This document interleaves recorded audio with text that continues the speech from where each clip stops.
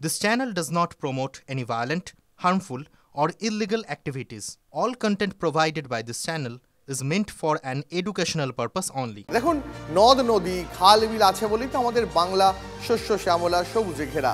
তাই তো জলাভূমির গুরুত্ব বুঝে তা সংরক্ষণ করার মতন আইনি রক্ষা কবচ তৈরি করতে হয়েছে। অথচ দেখুন, সেই আইনকে তোয়াক্কা না করেই কিছু অসাধু মানুষ নিজেদের পকেট ভরতে দেদার জলজমি বুঝিয়ে ফেলছেন। পরিস্থিতি এমন জায়গায় চলে যাচ্ছে যে এলাকার জনপ্রতিনিধি খোদ বিধায়কও কিছুই করে উঠতে পারছেন না। জলাভূমি নয়াঞ্জলি কোথায় সংকটে জানেন? অভিষেক বন্দ্যোপাধ্যায়ের লোকসভা কেন্দ্র ডায়মন্ড হারবারে। আচ্ছা, প্রশ্ন তো উঠছে যে তাহলে কি বেলাইন হয়ে যাচ্ছে ডায়মন্ড হারবার মডেলও?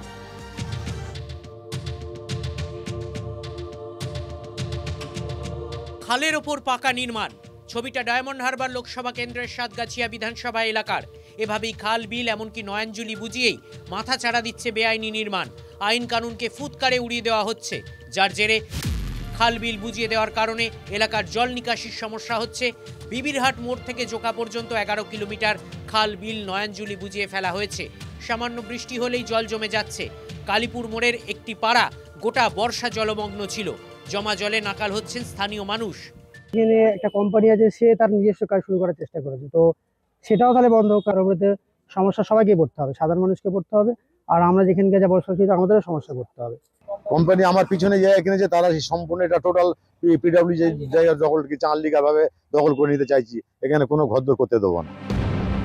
এলাকার মানুষ বিধায়ক মোহন নস্করের দ্বারস্থ হয়েছেন। সমস্যার কথা স্বীকার করেছেন বিধায়ক।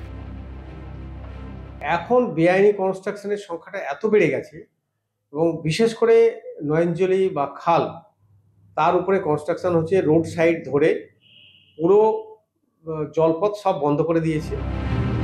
বেআইনি নির্মাণ রুখতে সাংসদ অভিষেক বন্দ্যোপাধ্যায়ের দ্বারস্থ হয়েছেন।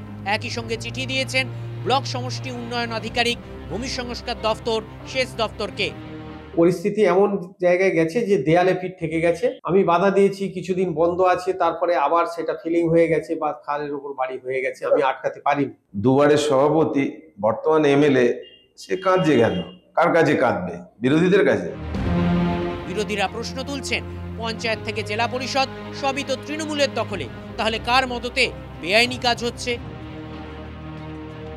এইটা নিয়ে আমি নতুন করে কারোর নাম বলতে চাই না।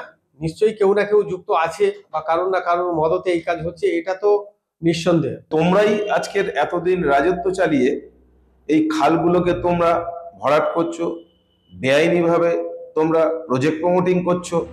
ডায়মন্ড হারবার মডেল নিয়ে প্রশ্ন তুলেছে এলাকার বিজেপি নেতৃত্ব। ডায়মন্ড হারবার মডেল বলে তুমি চালাচ্ছ, এই মডেলের অবস্থাটা কি?